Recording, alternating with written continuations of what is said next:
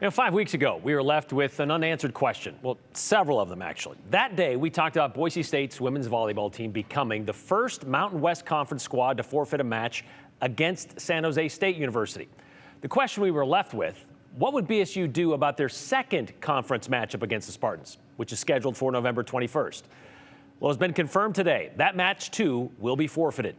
In a two-sentence statement, very similar to the school statement from September 27th, the school did confirm to us the volleyball team will not play the November 21st match in Bronco Gym. And per Mountain West Conference policy, the match will be recorded as a forfeit for the Broncos.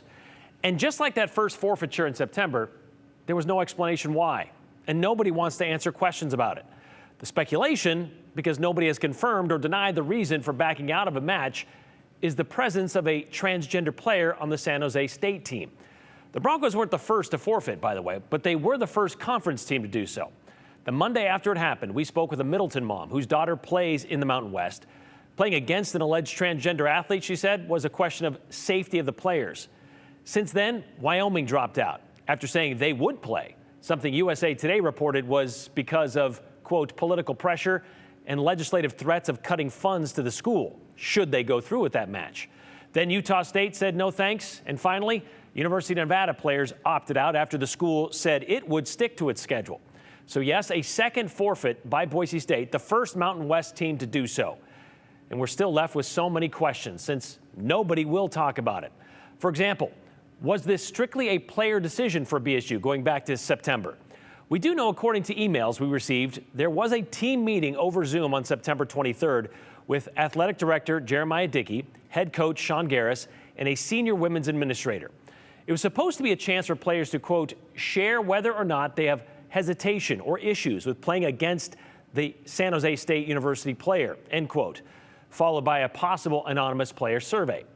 3 days later, there was a phone call between Boise State officials, two women's groups, and Idaho Representative Barbara Ehart, the lawmaker who sponsored the country's first transgender athlete ban back in 2020.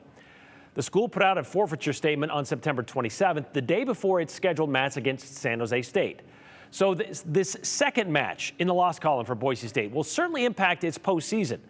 Right now, the team sits in sixth place in the Mountain West, and only 6 teams qualify for the conference tournament. Thanksgiving week, I should say, in Las Vegas. There are 11 teams in the conference, so if all 4 who have so far forfeited decide to continue that trend, well, there should still be enough to hold the tournament. We did reach out to the Mountain West Conference once again to find out how this might play out as we get toward the end of the season, but we've yet to hear back. The team, one slot above Boise State in the standings, that'd be San Diego State, they have opted to play the Spartans, saying they remain focused on competing with integrity and sportsmanship in alignment with the NCAA and Mountain West guidelines. They want to play for the love of the game and to continue their strongest season in years with hopes of a championship.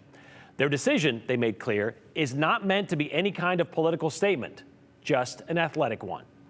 The only other team left on San Jose State's schedule that has already forfeited is Wyoming. We did reach out to them, but have not heard back yet either if that November 14th match of theirs will go ahead as planned.